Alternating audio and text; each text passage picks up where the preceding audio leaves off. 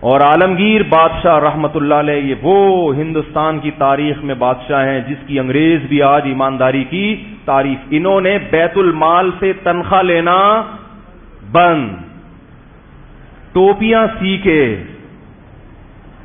کے اپنا پیٹ پالا کرتے تھے, قرآن کی کتابت کر کے اپنا پیٹ.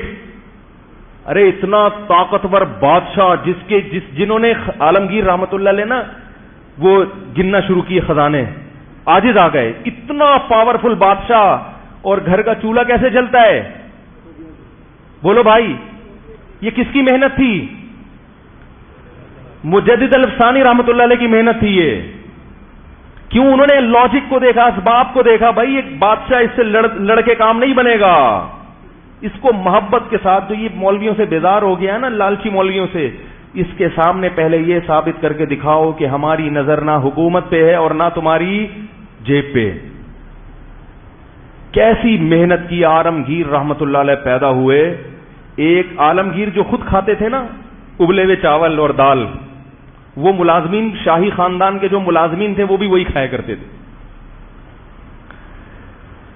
ایک دفعہ ایک شاہی جو محل کا ملازم تھا, اس نے وہ دال اور پتہ نہیں پھیکے سے چاول کھائے نا, تو اس کو غصہ آ گیا کہ میں حکومت کا اتنے بڑے منصب پہ آدمی اور مجھے کھلایا کیا جا رہا ہے. غضبناک ہو گیا اور عالمگیر رحمت اللہ علیہ کے پاس لے کر آیا وہ کھانا, اور احتجاج کیا کہ میں آج کے بعد یہ کھانا, بھائی جو صدر کے ساتھ بیٹھتا ہے اس پہ بھی تو کچھ اثرات آنے چاہیے نا. یہ کھانا تو بادشاہ کے ملازمین کا تھوڑی ہے. بھائی گورنر ہاؤس میں بھی دال چاول ملیں گے, تو وہ گورنر ہاؤس کس بات کا ہو گیا؟ تو وہ ایک ملازم آیا کھانا لے کے کہ یہ کھانا میرے حلق میں نہیں اتر رہا. تو انہوں نے کہا اچھا ایسا کرو, یہ کھانا لے کے ہندوستان کی عوام کے پاس جاؤ, پبلک کے پاس, اور بولو یہ ایک نوالا اس میں سے کھایا اور کہا کہ یہ عالمگیر کا بچا ہوا کھانا ہے, اور پھر اس کی بولی لگاؤ. ٹھیک ہے, یہ وہ کھانا ہے جو عالمگیر کے محل میں کھایا جاتا ہے, اس کی بولی لگاؤ. کروڑوں روپے میں وہ کھانا بکا ہے. اس نے کہا میں یہ سوکھا کھانا کھا کے لوگوں کے دلوں پہ حکومت کر رہا ہوں.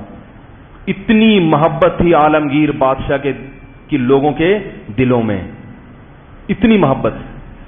اور عالمگیر بادشاہ نے, عالمگیر رحمت اللہ علیہ نے پھر ہندوستان کے قانون کو دوبارہ سے نئے سرے سے مرتب کیا, اسلامی قانون نافذ کیا.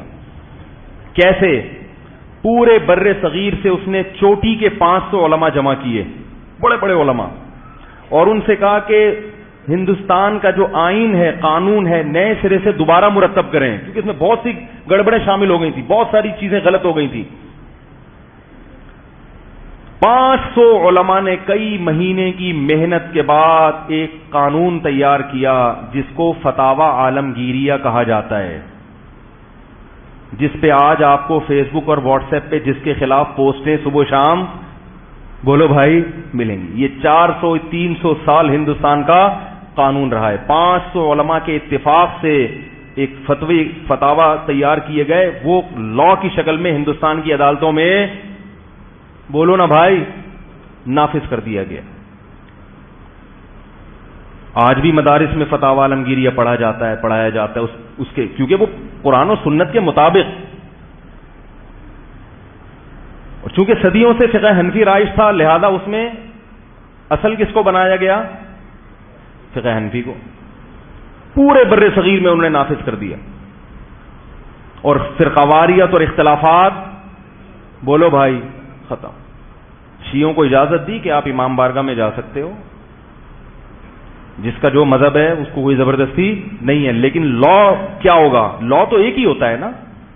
لا یہ تھوڑی ہوتا ہے ان کے لیے الگ عدالت ہو, ان کے لیے الگ عدالت ہو, اس کے لیے الگ عدالت ہو, وہ الگ فرقے کا ہے اس کے لیے گرین والے کی عدالت ہرے کلر کی ہوگی, وائٹ والے کی عدالت. ایسا نہیں ہوتا. اس نے 500 علماء جمع کیے, انہوں نے قانون بناؤ بھائی. تو میں آپ سے عرض کر رہا تھا, دیکھو یہ مجدد الفسانی نے جو کام کیا لاجک کے مطابق کیا نا, اور کتنا بڑا انقلاب لے آئے. آج ہم مسلمان ہیں مجدد الفسانی رحمت اللہ علیہ کی محنتوں کی وجہ سے. کیونکہ جب حکومت خراب ہوتی ہے اور حکومت ملک کو سیکولر اسٹیٹ بنا دیتی ہے تو 50 یا 100 سال کے بعد اسلام کا نام و نشان ختم ہو جاتا ہے.